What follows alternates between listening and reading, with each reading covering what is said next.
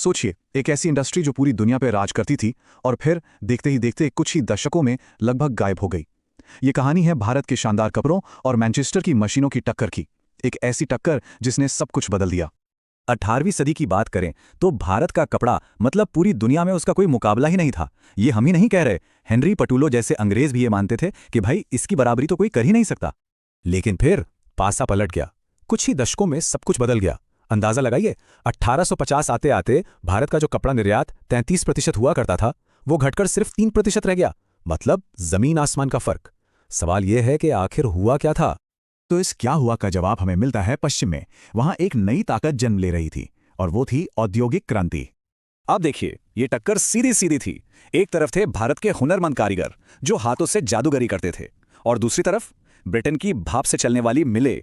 ये जो बड़े पैमाने पर उत्पादन करने की नई ताकत आई ना, इसने तो पूरा का पूरा खेल ही पलट कर रख दिया। अब जब इतना सारा माल बन रहा था तो उसे बेचने के लिए बाजार भी तो चाहिए, है ना?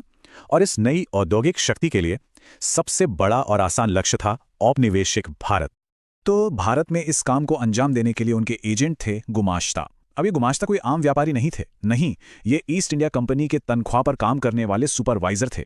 इनका काम था बुनकरों और सप्लाई पर पूरा का पूरा कंट्रोल रखना। और उनकी रणनीति देखिए, कितनी सोची समझी थी। पहला कदम, जो भी स्थानीय दलाल और व्यापारी थे उन्हें रास्ते से हटाओ। दूसरा, बुनकरों को कर्ज दो ताकि वो आप पर निर्भर हो जाएं। तीसरा, उन्हें किसी और को अपना माल बेचने से रोक दो। और आखिर में उत्पादन और क्वालिटी की निगरानी सीधे खुद करो। मतलब ये एक पूरी तरह से कब्जा करने का प्लान था। और इसका नतीजा हैरान कर देने वाला था। सोचिए, 1800 से पहले भारत में ब्रिटिश कपास का इंपोर्ट ना के बराबर था। 1850 तक ये बढ़कर कुल इंपोर्ट का 31% हो गया और 1870 के दशक तक तो 50% से भी ज्यादा। भारत का अपना ही बाजार अब पूरी तरह से विदेशी माल से पटा पड़ा था। लेकिन रुकिए, ये कहानी सिर्फ कीमत और प्रोडक्शन की नहीं है, इससे भी आगे की बात है एक नई संस्कृति को बेचने की।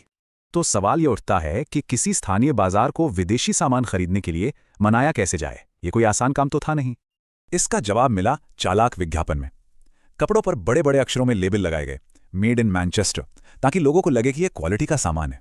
और तो और लोगों से जुड़ने के लिए कृष्ण जैसे भारतीय देवी देवताओं की तस्वीरें इस्तेमाल की गईं। यहां तक कि सम्राटों और नवाबों की तस्वीरों का भी इस्तेमाल हुआ ताकि प्रोडक्ट को एक शाही फील दिया जा सके।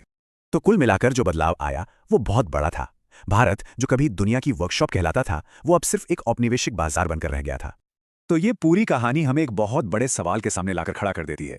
जब किसी भी इंडस्ट्री का आधुनिकीकरण होता है तो असल में हम क्या पाते हैं और उसकी कीमत पर क्या खो देते हैं।